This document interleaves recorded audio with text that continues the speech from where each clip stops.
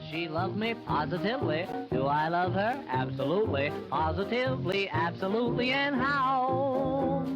Is she nifty? Positively. Under 50? Absolutely. Positively, absolutely. Oh, wow. You must be the inspector. Apologies for my urgent call of nature. This is the scene of a crime. Well, lucky for you, I'm wearing gloves. Miss Phryne Fisher. I assume you weren't close to the deceased. Never had the pleasure, but by all accounts he was charming. Do you think it was poison? Most likely. We are yet to determine the cause of death. Miss Fisher, I appreciate your curiosity for crime. Well, every lady needs a hobby. But please. Given the lack of bloodstains, I assume it wasn't a violent death, unless, of course, it was strangulation. But the fetal position of the victim outline, although not terribly well executed, indicates a degree of pain rather than the flailing limbs one might associate with a struggle. And then, of course, there's the fact that death occurred after breakfast, according to Mrs. Andrews, which suggests something ingested. Or wild surmise, of course. Of course. Do you have a card, in case I need to call the police? Because I'm a woman alone, newly arrived in a dangerous town. I plan to make this town less dangerous, Miss Fisher. Good. I do like a man with a plan. Detective Inspector Jack Robinson.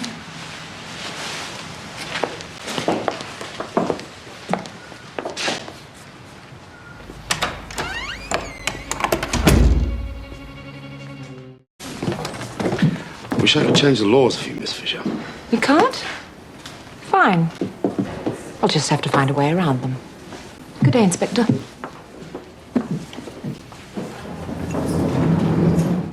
You don't seriously suspect this poor child of murder? Actually, I was studiously avoiding that term, Miss Fisher.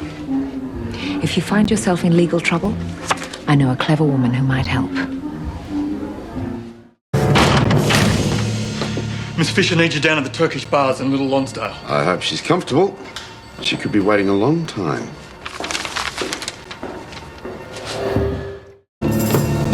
Sir, it's Miss Williams on the telephone. She said Miss Fisher's in some kind of trouble.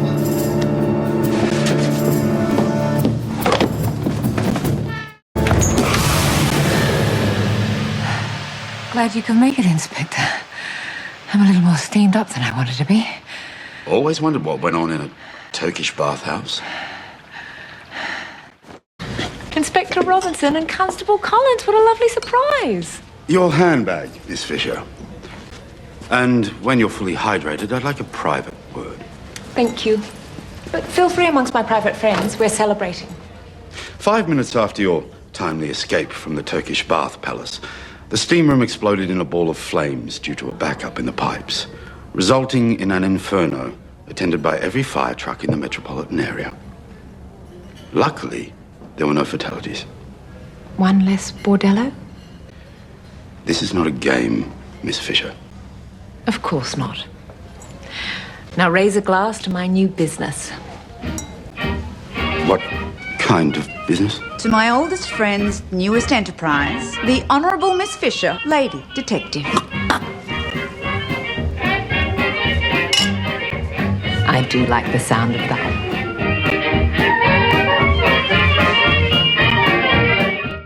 Just like to offer you my services. I wouldn't worry your pretty head about police work. You leave that to us. Inspector Jack Robinson finds my help invaluable. Who? Senior Detective Inspector Jack Robinson, City South. He'd be thrilled to think I could be of assistance. Well, I'll be telephoning my report through to him shortly, so I'll ask him direct.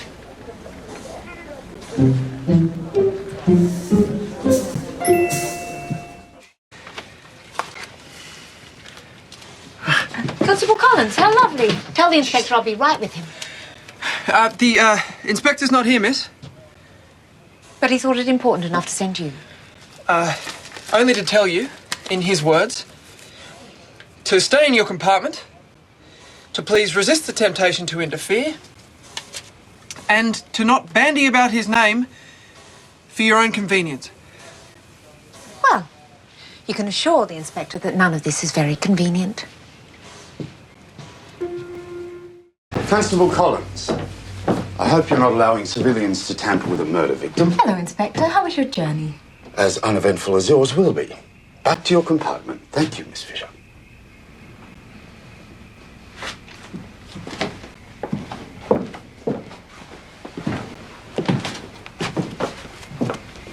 So, most of the bruising's around the neck. But not a lot of jewellery, you'll note. We'll take that into consideration, Miss Fisher. And I keep an eye out for a large, faceted rose quartz and gold necklace, some diamond cluster earrings, and several exquisite. Good night, Inspector. All right, Miss Fisher. Take a full description of the victims and missing valuables, please, Constable. Yes, sir.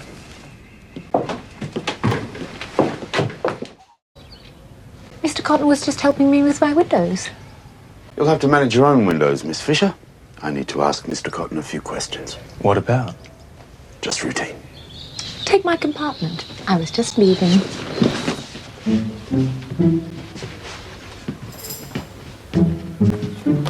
Where were you last night when the train stopped at the water tank? I was in the dining car, I think. Just going. What were you doing in the dining car? I went to get a lemonade for Eddie. He was on at me about the show, how long till we got there. I thought it might keep him quiet. You're on your way to the Ballarat show? I'm not much interested in agriculture, but we had free tickets. Thank you for your gallantry, Mr. Cotton. Goodbye, Miss Fisher.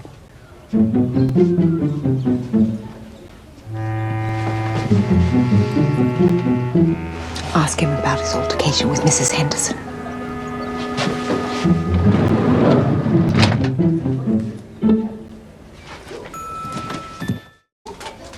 So, if the compartment was locked, how'd you get in? I hit the lock with my shoe. Your shoe seems to have the ballistic capabilities of a .38 revolver. Fancy that.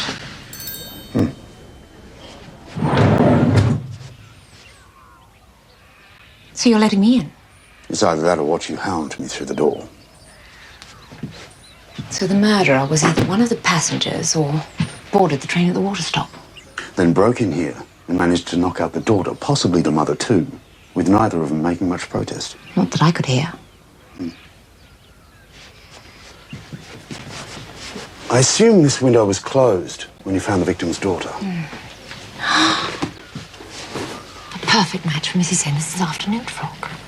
Ink background, peach print with an olive and red floral design. I'll take your word. Look at this.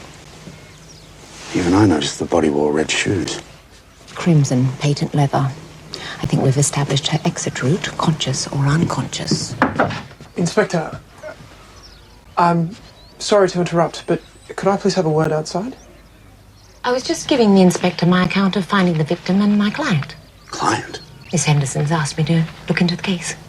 And what would prompt her to do that? Sir. She obviously recognises my considerable talents. Self-styled and completely untrained. When you're both finished here, sir, the local police would like to talk to you about a lost child.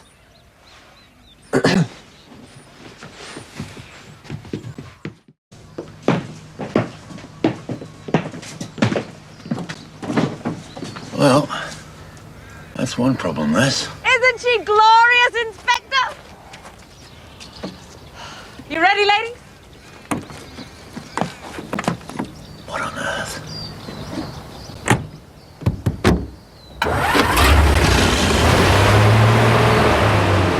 They say the top speed's 85 miles an hour, but I'm sure we can do better than that.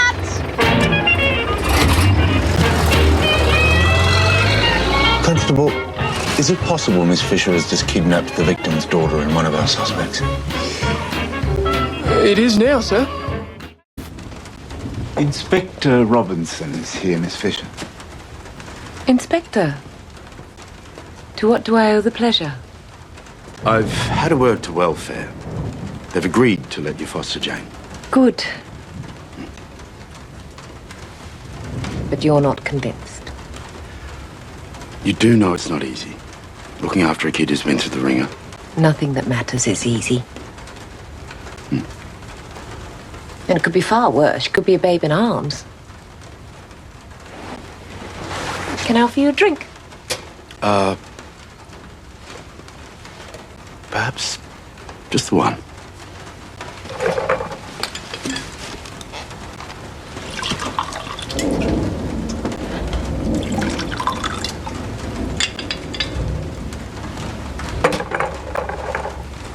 What about babes of your own? No. No, we were never blessed. To all the kids who've been through the ringer then, Inspector Robinson.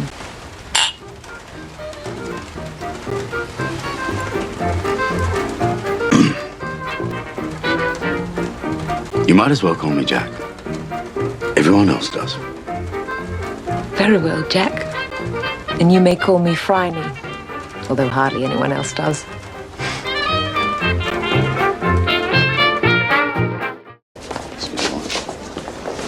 Excuse me, sir. Well, Miss Fisher. Nice to see you too, Jack. Another murder, no less. Let's not make a habit of it. His name's Leonard Stevens, and he appears to have been stabbed. Can't you take pity on him? Make me an honorary constable. No thanks. Collins could do with the practice. There was no swordplay at the Green Mill last night. Horseplay, on the other hand. Hello, Jack. Constable Collins, Dr. Johnson. I'm afraid this won't do. I have never seen a woman set foot inside this building in my time. Miss Fisher is under the mistaken impression she's part of the Victorian Constabulary. Come on, Jack. Mrs. Freeman has asked me to look for her son, and I promise to share any leads I come up with during my own investigation. You may stay. On the proviso, you utter not one word. Do you follow? Most likely, the weapon was some sort of thin knife. A stiletto, perhaps.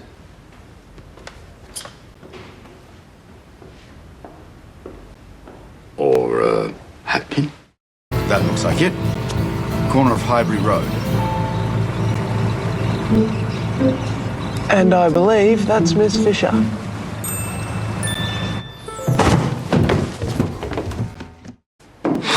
Turning to break and enter, are we, Miss Fisher? Hello, Jack.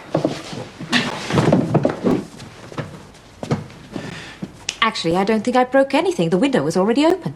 And like Peter Pan, you just flew in. Break and enter? You're not seriously going to charge me?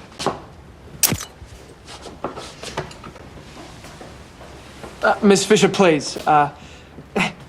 If you could stand as still as possible, that would be much appreciated. Thank you. Steady, and 1, 2... Miss Williams. At last, my visitor. Dot, what have you brought me for lunch? I thought you were telephoning your solicitor. My solicitor can't cook. Let's see.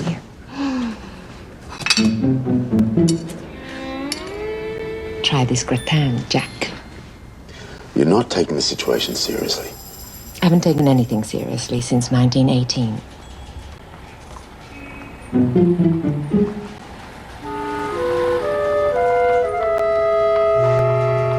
Shouldn't you be clapping me in irons? Too much paperwork. If I feed you some more, may I see what's in that folder?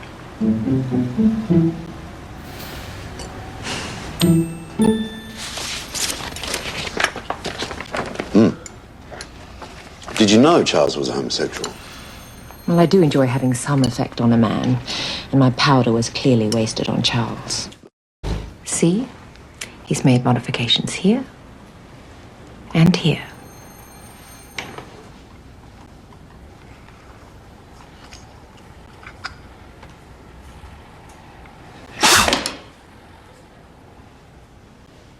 I don't know who has the more fanciful imagination. Rogers for coming up with it, or you for working it out. Jack. Me, obviously. I've had my fair share of strike action. What, the police strike of 23? Shoulder to shoulder. A lot of good men lost their jobs. I was one of the lucky ones. I would have picked you as more of a fence-sitter. It'd be a tactical error to think you had me pegged just yet, Miss Fisher. I'm very glad to hear it.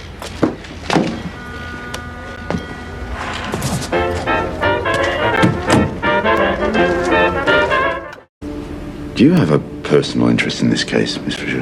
Not at all. Although I briefly owned that Margaret Preston painting over there until it proved to be stolen property. It's always complicated with you. It was poison. I'll bet my hat on it. I'm not sure it'd suit me. A man has just dropped dead in her shop and she's pretending to go about her business as though it was of little consequence. I'll be interviewing Miss Lee thoroughly, in private. Come on, Jack. I called you, remember? If you call the fire brigade, you don't get to stick around to put out the fire. A warm teapot in the cupboard, a broken cup in the bin, and a fragment of handle under the body. I'll continue questioning Miss Lee here, while Miss Fisher maintains complete radio silence.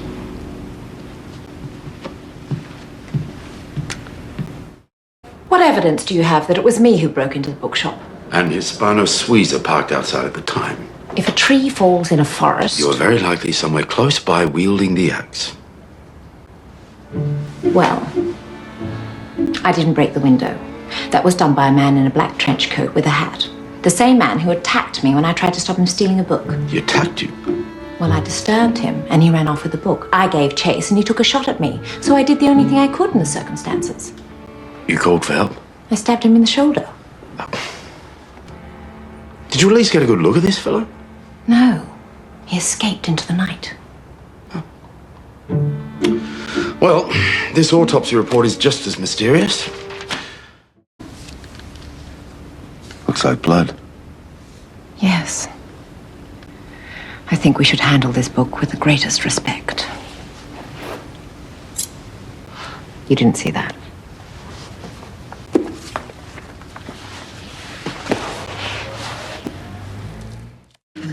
Put the gun down, Hein. Stay out of this, Miss Fisher. Get back. Get out of the way, damn it! Put the gun down, Hein. Give it to me.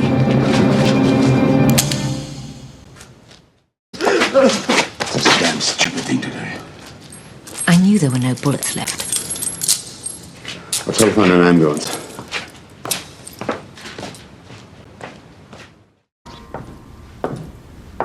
Jack? Still here. Poor Miss Lee. Saul was lost to her from the moment they met. I've been contemplating what to write to his wife. 5 years and half a world apart. What kind of a marriage can survive that? I went to war a newlywed. But you came home. Not the man my wife married 16 years ago. War will do that to you. My wife's been living with her sister for some time now. But a marriage is still a marriage, Miss Fisher. Especially to a man of honor.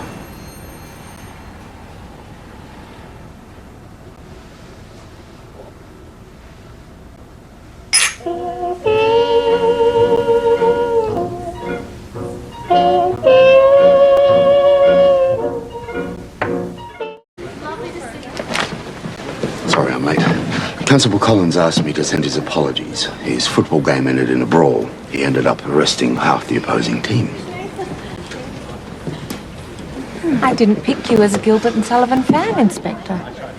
Constable Collins neglected to mention the tickets were for an operetta. A pleasant surprise, then. One for which he will most definitely pay the price.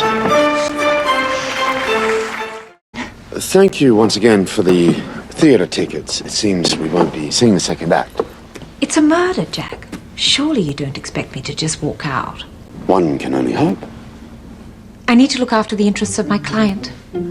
Mr. Tarrant employed me this evening to, look into some strange occurrences in the theatre. I engaged Miss Fisher right before the curtain went up. How convenient. I know this is a terrible time for everyone. Just ghastly. Not now, Gwillem. It's just, don't you think Bradford should get Walter's costume back before they remove the body? Whoever replaces him will need it. Actors, Jack. You need somebody who understands their language. And I speak fluent thespian. I'll stumble through. Thanks all the same.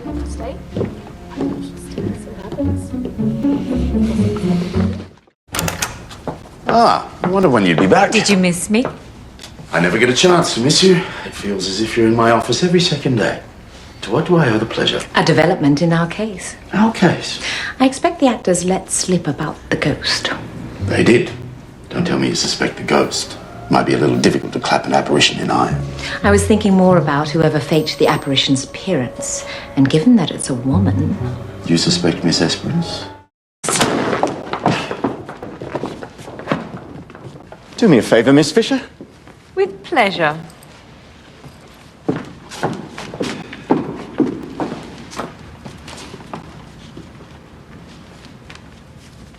I thought you didn't like operetta.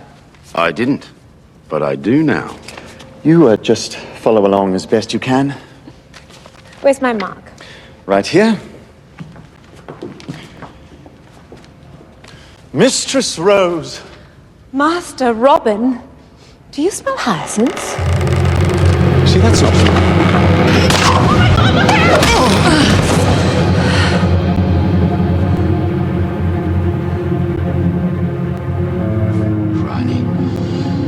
Phryne. Slowly. That's it.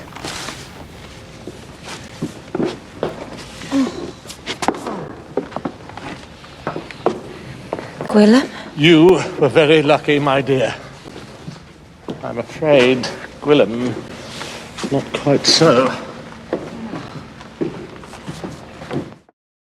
There. I know it's terrible, but we're going to get through this. We must. I smelt hyacinths just before the sandbag dropped. My men will search the whole theatre. Yes, of course. How's he head? It'll be fine.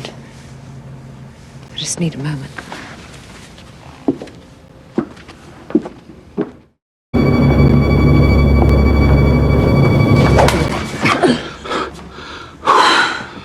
Must you sneak around? I heard something. So did I in the fly tower. We found the rope for the counterwave. It was frayed all the way round. Looks like an accident. Very convenient one. I agree. Did you smell it? The flowers? It's hyacinths. No, I really can't let you out of my sight. Flattery from a policeman. You'll turn my head, Jack Robinson. But there is one thing you didn't figure out. And that is? My aversion to operetta. You know I like a mystery. Let me see.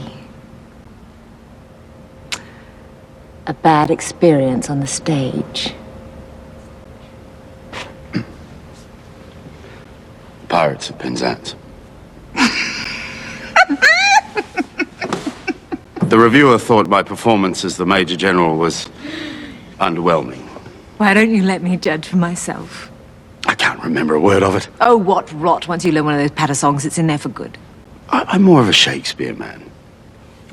The stage is all yours. Age cannot wither her, nor custom stale her infinite variety. Other women cloy the appetites they feed, but she makes hungry where most she satisfies. Perhaps a career in the theatre beckons after all, Inspector. Think I'll stick to crime.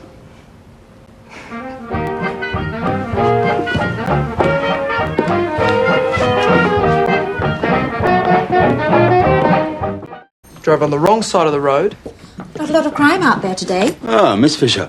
I was wondering when Bert would wheel in the heavy artillery. Bert is naturally keen to see some movement in this tragic matter. And as movement in Copperspeak means slower than a wet week. Mr. Chambers claims his car was stolen, Bert. Stolen my Aunt Mary. We're trying to recreate the scene of a crime. So I see. Yours? It's my nephew's, and if you could please not touch.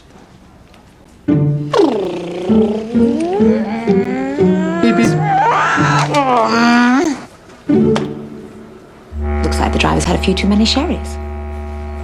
Can't have been Hector Chambers then. Why? He doesn't drink. His preferred vice is cheap cigars. What are these? Collisions. As I was saying, the driver then clipped the milk truck, drove over the bollard, and drove off. Must have done some damage. And left a lot of bloody evidence.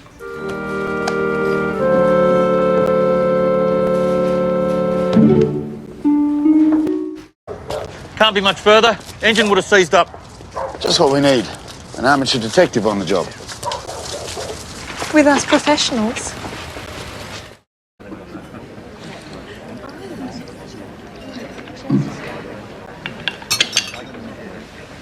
Not bad. Like buttered pieces of India rubber.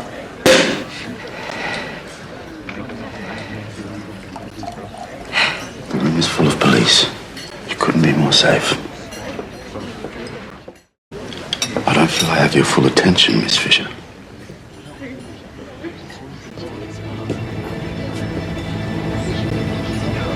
Eyes front.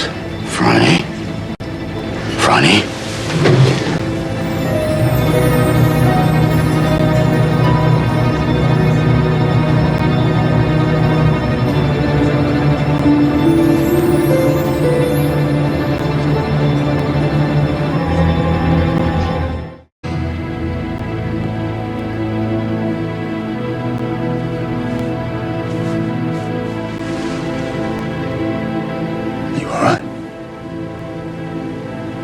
I believe I am.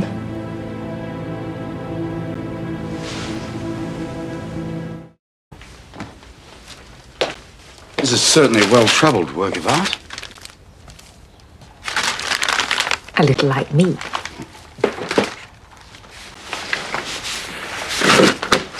Thank you for helping to retrieve it.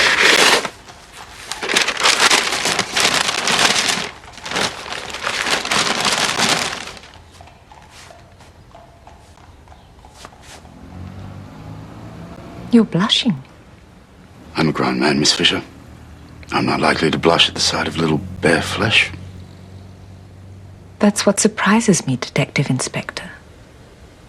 In fact, lately, you're full of surprises. It's all part of the job. I have to get back to the station. Excuse me.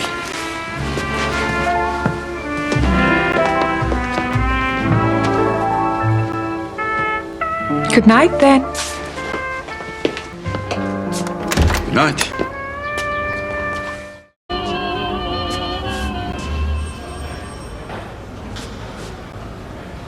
Hello, Jack.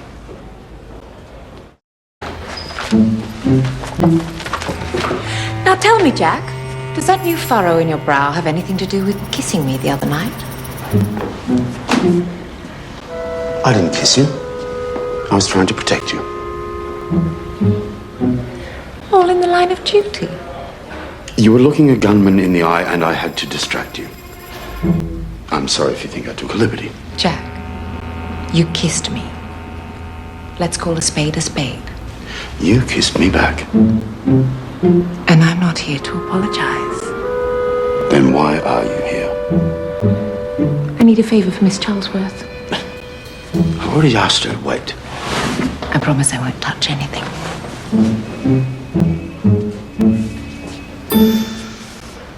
Technically brilliant, but not particularly avant-garde. Obviously her blue period. And blue seems to have been her colour till the bitter end. I would have guessed a thrombosis if I didn't suspect somebody had it in for her. I think that classifies as touching something. Would you like me to slip on some gloves? No. Just the desk drawers. Goodbye, Miss Fisher. If you happen to find that story... It may be relevant to the case. Hilda and the Blue Fairies versus Marvin the Monitor Lizard. I'll let you know later today.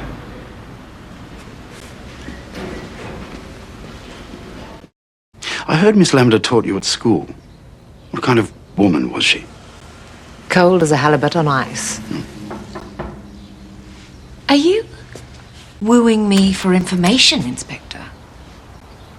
Miss Fisher, another visitor. Lynn! My apologies for the intrusion. Detective Inspector. Nice to see you again, Mr. Lynn. Come and join us. I'll call for some tea. No, I was just leaving. If you could just make sure Miss Charlesworth receives that envelope. Thank you.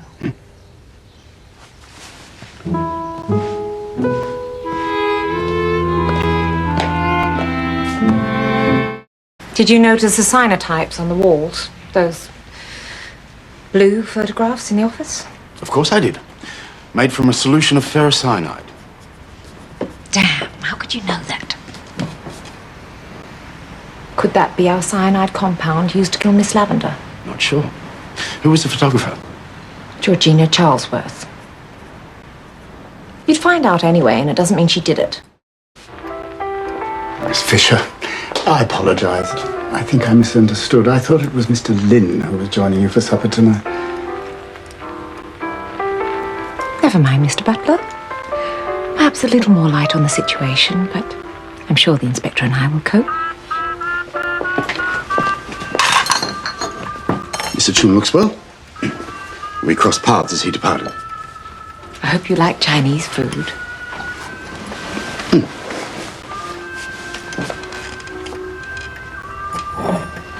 Is that better? Mrs. Opie and Mr. Bell provide each other with an alibi. What about Mr. Opie? His first instinct was to lie. He has no one to support his alibi that night, and he has ample opportunity. Just short on motive. Maybe he wanted to sabotage women's choice by killing Miss Lavender to get his wife to come home and cook dinner more often. Some men will do anything for a hot meal. Excuse me, Miss Fisher. There's a Miss Williams on the telephone for you. Sorry. If you're going to demand a denouement, Miss Fisher, the least you could do is turn up on time. Jack. Good of you to come. And what puzzle are we solving tonight? No puzzle. And no candlelight. No chopsticks either. There won't be any chopsticks at this table for quite some time. And how would Mr. Lynn feel about that? Mr. Lynn will have quite enough to worry about with his communist revolutionary fighter bride. Really? Pass on my congratulations. Perhaps we could allow ourselves just one candle. What do you think? I think I could cope with that.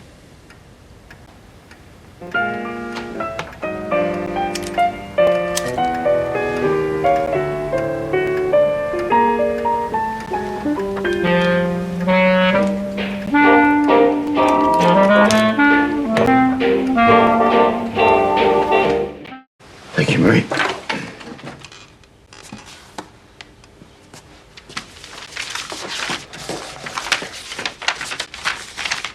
I hope you weren't attached to that fountain pen.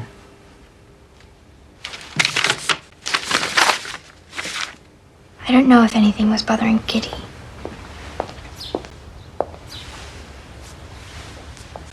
But she collapsed in the hole last week. Good choice! Now here comes another one. Maneuver 1. Groin. Maneuver 2, throat. Well done. Miss Fisher knows judo, sir? Of course. Now what? What? The old dagger in the dart. Miss?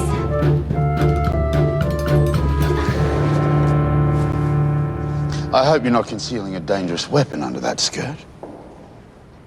I'm concealing a lot of things. That's what a lady does. Constable Collins and I need to ask Miss Weston a few more questions. Did you know she was a pyromaniac? According to the fire brigade. Thank you. I'll keep a close eye on my flammables.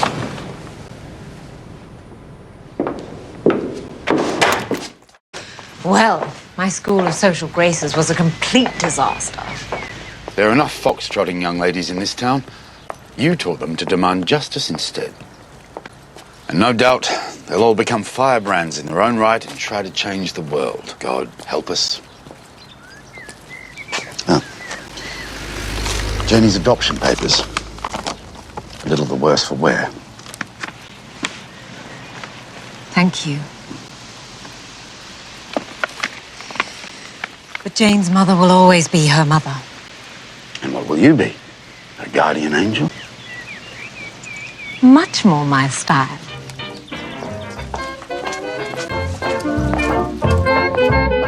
Any reason to think it's not an accident? The owner was very eager to get us out of there. That wouldn't have anything to do with you barging in there like a freight train, would it? I was a charming freight train. Hugh seems to have written a thorough report. The poor boy had lost his breakfast and was in the process of losing yesterday's lunch by the time he wrote that. He was hardly in a fit state. Mr. Gaskin wants me to charge you. How can you call it trespass when I arrived with the police? I don't recall asking you to return to the machine. Gaskin is definitely covering something up. I'm afraid the coroner disagrees with you. Death by broken neck. Severed arteries, massive blood loss, blah, blah, blah, blah, blah. Can only conclude the deceased lost her footing and that death was accidental. I'm not convinced it was an accident. How about you? I'd say there are grounds for doubt. So, your car or mine? Neither. You had your chance. Mr. Gaskin made it abundantly clear he doesn't want you anywhere near his factory, which means you'll have to leave the investigating to the police. You again, Miss Fisher. What are you doing here? I was just passing.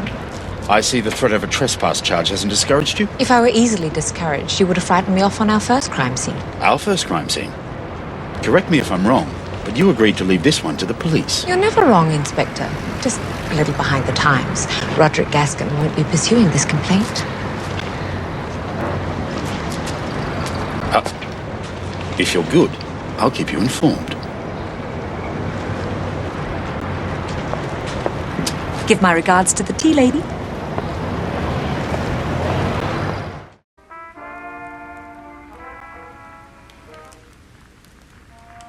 I'm not going to ask what you plan to do, because I already know. How? I had a telephone call this afternoon from the governor of City Jail. You are well connected. He told me you paid Murdoch Foyle a visit. He offered me a deal. Information about Janie's death. In exchange for? Securing his release. I hope you're not asking for my help. But I am. Tell me not to place myself above the law. Not to let a killer loose because I want the truth. Tell me there's a greater good than my own need to know. You never listen to me anyway. Humor me. You know what to do.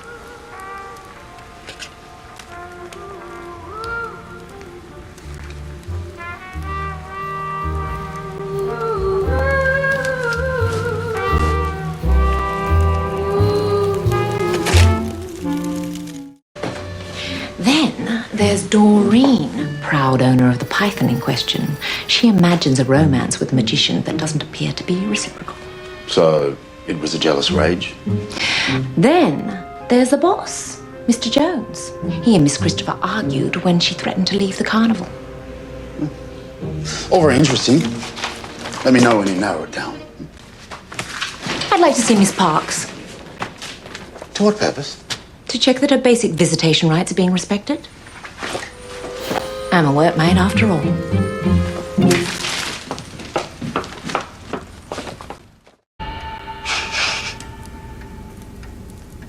It was too late.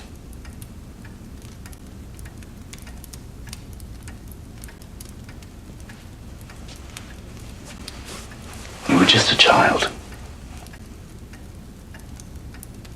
It was this my fault?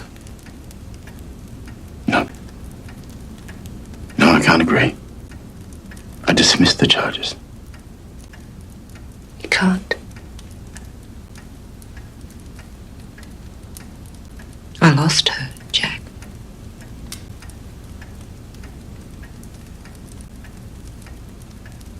I lost her.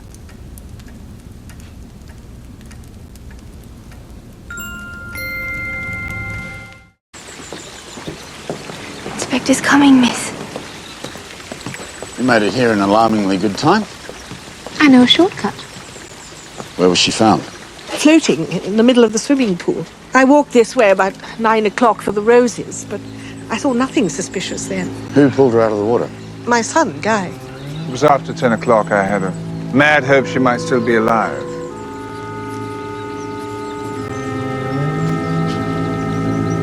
Looks like she hit her head. Perhaps on the edge of the pool. Such a tragic mishap.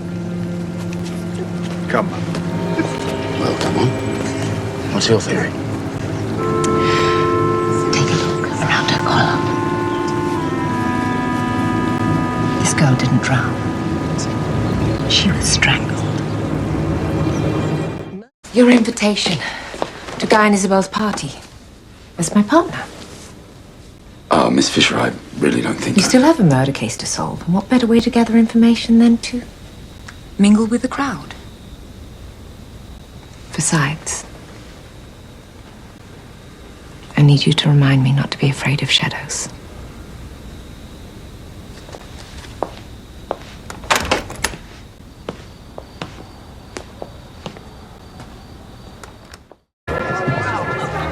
Jack, you made it.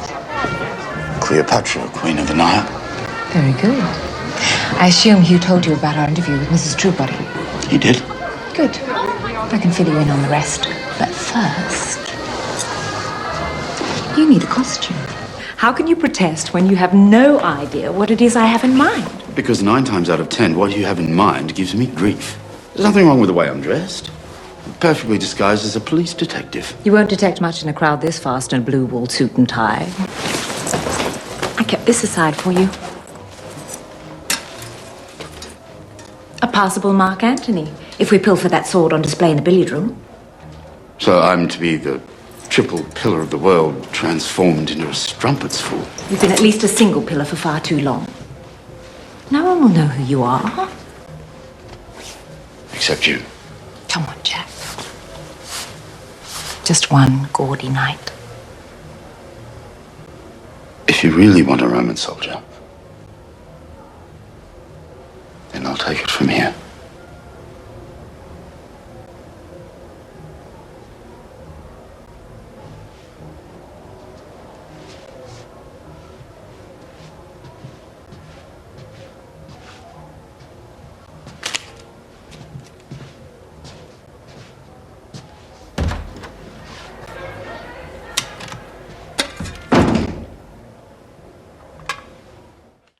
What about the cabinet that was broken into?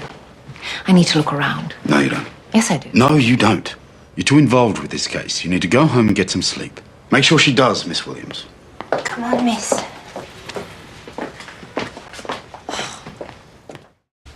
I don't know how you managed to bypass the reception desk again, Miss Fisher, but I am quite happy to have you forcibly removed. Who will you call? The police? Oh, look who's here. Miss Fisher.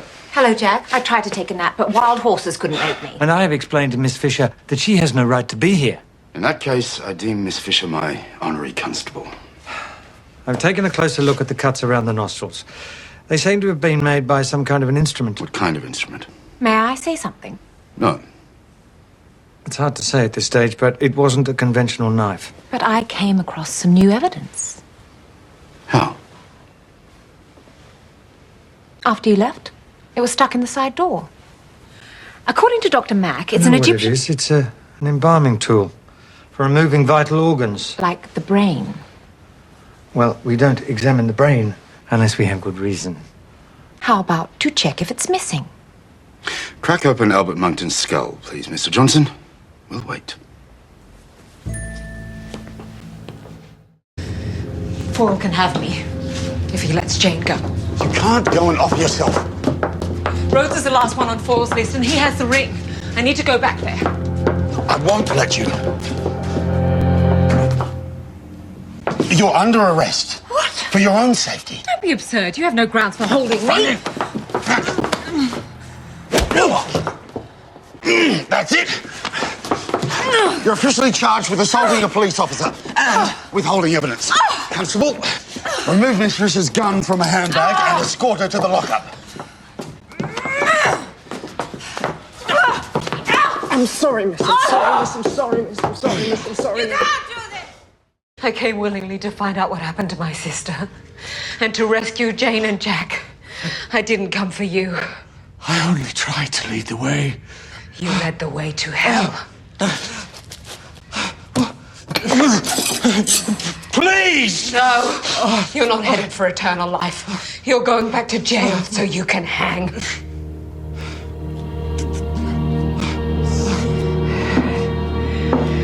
Oh, Jane. I'm so sorry.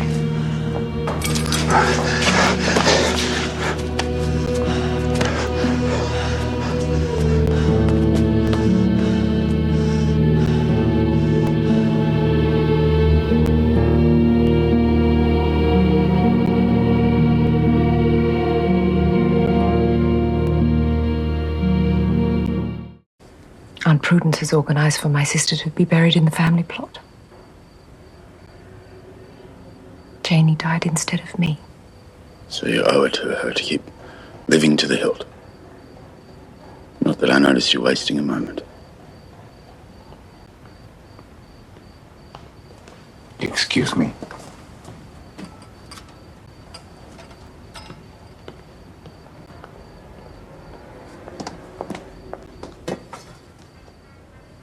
They're asking for you, miss.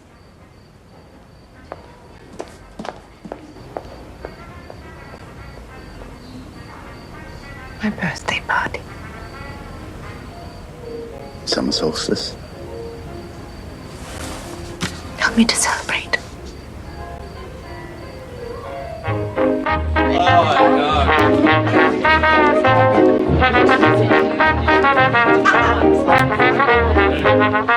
Goodbye to all care and to all sorrow. I'm pushing the blues out of my way. Life's gonna start all over tomorrow. Just telegraph my baby to say that I'm all wrapped up in sunshine underneath the sky of blue. 'Cause I'm sailing on a sunbeam on my way to you. Not a cloud is gonna stop me. I'll be coming right More straight champagne, Mr. B. 'Cause I'm sailing on a sunbeam on my way to you. We're gonna get married and how? Too long we have tarried, it won't be long now. Set the wedding bells a-ringing, let the whole world know it's true. 'Cause I'm sailing on a sunbeam on my way to you.